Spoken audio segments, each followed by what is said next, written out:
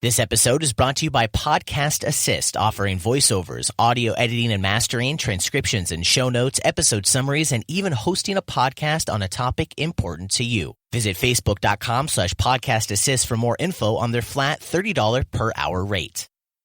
Subscribe with iTunes, Audio Boom, Stitcher, or your favorite podcasting app. And if you enjoy what you hear, like us on Facebook. Also, consider throwing a little cash our way by visiting patreon.com/KoreaFM. And find more of our great content on our home on the web, KoreaFM.net. Some South Koreans have begun to question whether a major seismic event could also happen here, and if Korea's buildings, bridges, and other infrastructure could survive. I spoke with a seismologist working for the Korea Institute of Geoscience and Mineral Resources to find out how nearby earthquakes, such as the recent events in Japan, can affect seismic activity right here in South Korea. My name is Taesung Kim. I'm working at KIGAM as a senior researcher. There were two events. April 14, there was magnitude 6.5 event, and after 2 days, a little bit bigger event, magnitude 7.3, was observed. So after this event, we are observing small aftershocks. And based on our observations, if there is a large magnitude event around Korean Peninsula, that might trigger small magnitude event. For example, in China, there was magnitude 7.3 events in 1975 and 1976. After these two events, I think after 2 years, we had magnitude 5.2 event in Korean Peninsula. Another example is, I think there was the Christmas of 1930. There was a magnitude 7 event in the west coast of Japan. And after this event, I think 6 years later, we observed a magnitude 5.0 event in Korean Peninsula. And, Kobe event, it is well-known event that occurred in 1995. The magnitude was 7.2, a pretty large magnitude. After this event, there were two events in Gangwon province, magnitude 4.5 event, and Gyeongju Basin. So there is, I think, kind of empirical relationship, but there's no systematic quantification between the two. While certain instances of neighboring earthquakes have preceded seismic activity here in Korea, Dr. Kim says generally, South Korea is much less at risk than Japan and other areas. We can classify the earthquakes into two types based on the tectonic relationship. One is the intraplate earthquake. This earthquake occurs within the plate. The other type is the earthquake occur around the boundary between two tectonic plates. So in our case, the Korean Peninsula belongs to Eurasian plate, and earthquake type is intraplate earthquake. Usually intraplate, we don't expect a large magnitude event. Also, the magnitude of earthquake is related to the length of active force. But as far as we know, we don't have large length of active force. So I think we don't expect a large magnitude event in the future.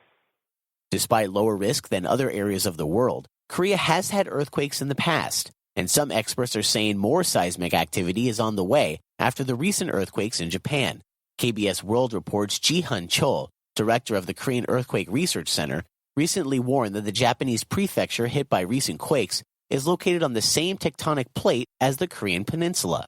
And Yonsei Earth System Sciences professor Hong Tae-Kyung noted that South Korea cannot be certain of its safety from earthquakes, as strong seismic events in the vicinity of the peninsula could place additional pressure on the area.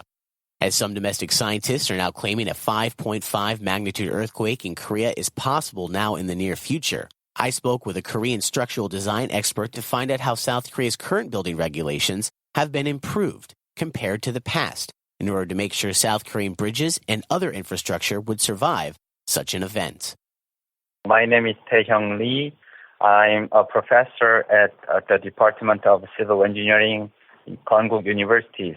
and I'm a member of Korean Earthquake Engineering Society. When we consider the seismic design of structures, the structures are designed to resist ground acceleration. The acceleration is a part of the earthquake that we feel, actually. Then acceleration actually shakes the structure. So structure has to resist those accelerations. So the level of ground accelerations are different. But roughly speaking, we make structures stronger. Earthquake engineers and structural engineers, they have been studying a lot since maybe mid-50s or something. We believe after experiencing so many historical earthquakes, we have very well established design codes so that structures can resist even very strong earthquakes. So new structures based on very well established seismic design, they withstand very well. Specifically here in Korea, Professor Lee says that while regulations have been on the books for 2 decades or longer to ensure buildings and other infrastructure will hold up during an earthquake, older designs are much less safe. We have seismic design code for many different infrastructures and buildings. Actually, our building code, since 1988, the seismic design was required to 6 stories or higher buildings, private or public. And now it is expanded to include 3 stories or higher. So we have long history actually for low seismic country. And bridges and other infrastructures, I would say since 1990s and after 2000. So currently we have seismic design code for almost all infrastructures. So newly constructed structure maybe after 2000, I believe they are well prepared to earthquake that we think we might experience in Korea. We have law enforcement for specifically that one. We call it 지진재해 대책법. Now, it was established from 2008. And that law lists all the structures, specific infrastructures that need to be seismically designed or prepared to resist to earthquake. So that law actually enforces the listed structures need to be seismically designed. But structures that are not seismically designed or they're seismically designed but based on all the design codes, I would say they might be pretty vulnerable. So we need to evaluate the seismic vulnerability of all the structures and try to retrofit and improve the seismic capacity of those structures. For TBS EFM, I'm Chance Dorland. This episode is brought to you by Podcast Assist, offering voiceovers, audio editing and mastering, transcriptions and show notes, episode summaries, and even hosting a podcast on a topic important to you. Visit facebook.com/Podcast Assist for more info on their flat $30 per hour rate.